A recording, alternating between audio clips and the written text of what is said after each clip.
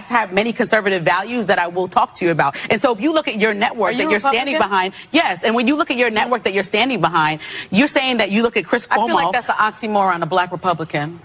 All right, guys, so I absolutely love this story right here, okay? As one of the cackling hands on The View, Sunny Hostin is complaining about getting accusations of being a race hustler, a race baiter, on her social media feed. So she went on The View and complained about this, right? She doesn't like being called racist for what she claims is calling out racism.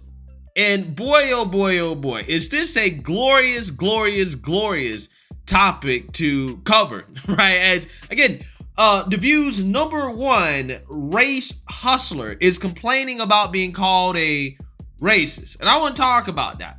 But before I get into that, we have to have a word from the sponsor of this video, Noble Gold. So is investing in silver today a good idea? Colin Plum from our friends at Noble Gold thinks so. On the national desk, he explained there had been huge sell-offs of silver because of its low price right now. Silver is the most useful industrial metal out there, and demand is soaring for electronics and electric cars and solar panel circuits as the green agenda speeds up. As industries pick up after the pandemic supply chain issues, the trend down should reverse quickly and silver will rocket. Don't miss this. Give the team at Noble Gold a call and join thousands of others who've taken advantage of this blip in the market. They'll guide you through the process and make it easy for you. And this month, you'll get a free 3-ounce American silver virtual coin with every qualifying $20,000 IRA purchase or rollover today. You can't go wrong with Noble Gold, the safest place to put your money right now. Call the team now at 877-646-5347 to find out more, or visit noblegoldinvestments.com. That's noblegoldinvestments.com. So without further ado, roll the clip. Well, and he also, I mean, my good friend Bakari Sellers called him out and said that Tommy Tuberville can go to hell. The fact is he made tens of millions of dollars off unpaid black labor men as a football coach. He literally has the stature he has because people went out there and assumed the risk and incurred the risk of concussions, playing hard, and everything. And I think so that's one point to point out. And I think when you talk about reparations, it's such a hot button issue. The minute you start talking about reparations, people call you a racist. And I've always said, you know, please, people need to start just looking up what the definition of racism is. It's really a power dynamic. It's not just about the color of your skin. And I think when you talk about those who committed crimes that owe reparations, those are the people that committed the atrocities of slavery, who stole land, who killed indigenous people. Today is Indigenous Peoples Day. Yeah, those reparations are still owed. And so to sort of try to subvert the conversation and bastardize the conversation and call people racist because you call out racism is something that I get to experience every single day on social media. Thank you very much. I am somehow a race baiter and a racist because I call it like I see it. And I think it's being used as a political wedge issue now. Everything is racist. Everything is racist, well, especially if you call it out. Wow, a liberal race baiter complaining about how everything is called racist nowadays, right? Again, this is coming from a liberal race baiter who believes that people are calling her racist because she's pro-reparations. I'm gonna tell you something, Sonny. That's not why people are calling you racist. People are calling you racist because you've made comments that suggest that you are racist. You know, like when you told Lindsey Granger, who's a black Republican, that she can't be a Republican because she's black. I have many conservative values that I will talk to you about. And so if you look at your network that you're standing behind, yes, and when you look at your network that you're standing behind, you're saying that you look at Chris Cuomo. I feel like that's an oxymoron, a black Republican. You feel like it's an oxymoron? I do. Why? Your friend right here is a Republican. We had this conversation. You do, and you say you feel like it's an oxymoron that you're Catholic, but you also are pro-life. I don't understand either. No, you don't understand yourself. Then you have disagreements. I understand myself. I don't understand either. But it's not a personal conversation. Yeah. We're having a personal conversation about CNN. Or the time that you told Anna Navarro that she can't be a Republican because she is Latina? I mean, Anna and I have this argument all the time. I always say, why are you still a Republican? Why are you still a Catholic? You don't agree with everything about the Catholic Church? Yes, but the Catholic Church did not try to destroy democracy in this country. That's very different. We're talking about a political party that doesn't even exist anymore. What party was Abraham Lincoln? Your party. The Republican Party. Of course, there was Who helped pass the Voters Registration Anna, what you have Act to the first understand time? is the Republican Party that you loved doesn't exist anymore. No, but I'm it's not. the party of insurrectionists. It's the party of traitors. What was that? White supremacists. White supremacists. It's not the party that you love. What you don't understand is that no matter how much you want it to happen, the Republican Party is not going to disappear. And so in my mind, what we need to do is have two strong, healthy parties competing for your vote and my vote. You're the only non-loca in the party at this point. Not true. Anna, what are you running? What are you running? I have zero intention of running, but I'm not the only non-loca. There's a lot of people who are supporting people like Liz Cheney, like Mitt Romney, like Adam Kinzinger, Lauren Boebert. Can I submit also that Ben... Or the time where you said that Nikki Haley, who's an Indian woman, her name can't actually be Nikki because she's Indian. And Nikki Haley, the chameleon, and Liz Cheney, who's the savior. I disagree. I think that Nikki Haley was incredibly effective governor of South Carolina. Wait, Alyssa, I have a question for you. Aside from Ron DeSantis, a lot of people don't go by their actual real name. What is her name? I believe it's, I don't want to mispronounce it. It's Indian, but her background's Indian. Doesn't necessarily, I think if she leaned into... A ton of people don't go by their color. Wait, a serious question. Just real quick, because the Nikki Haley conversation came up. So Nikki Haley's gone by Nikki since she was a child. It's documented in high school. I wouldn't be shocked that as an Indian woman growing up in South Carolina at that time, she actually did to avoid prejudice. So I just want to be careful about critiquing her for going by the name she's always gone by. There are some of us that can be chameleons and decide not to embrace our ethnicity so that we can pass. Sunny, I don't think that's fair. You go by a different name. Yeah, I didn't want to be the one to say it. Most Americans can't pronounce Asuncion because of the undereducation. I think hard to say too. I don't blame. Yeah. Nikki Haley, who's an Indian woman who actually goes by her real name, unlike Asuncion, right? Sunny Hostin, who does not go by her real name.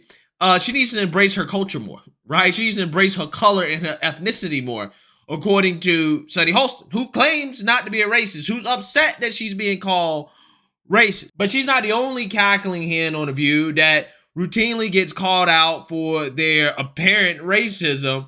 Like, for example, that one time where Joy Behar did in air quotes when describing Clarence Thomas, basically doing air quotes when calling him a black man, implying that he's not actually really black because of his political viewpoints. You could make the case that somebody like Amy Coney Barrett was put in there because she's a white woman who they say, well, she'll go against abortion rights, and she's a woman. So that was deliberate, I think. Clarence Thomas, a black guy, a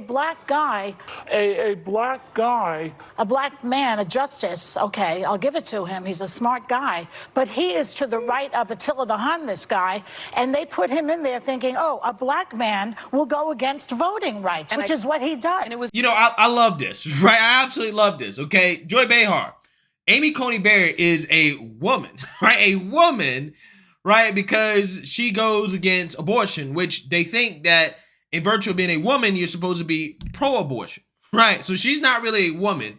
And Clarence Thomas ain't really black because he's against so-called voting rights, okay? Again, the racism on The View is so rampant that it's amazing that people like Sunny Hostin get so upset when she gets called out on it.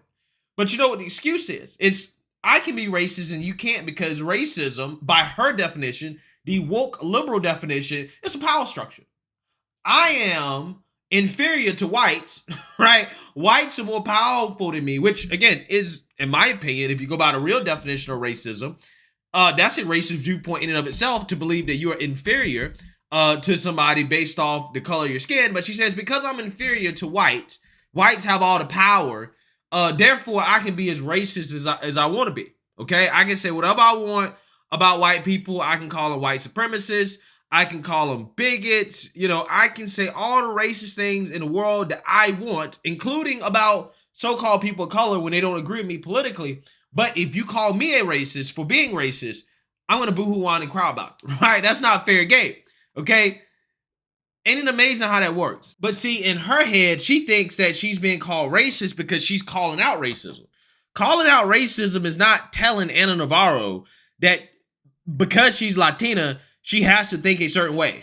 Or telling Lindsey Granger that because she's black, she has to think a certain way. Or telling Nikki Haley that because she's Indian, that she can't have the name Nikki.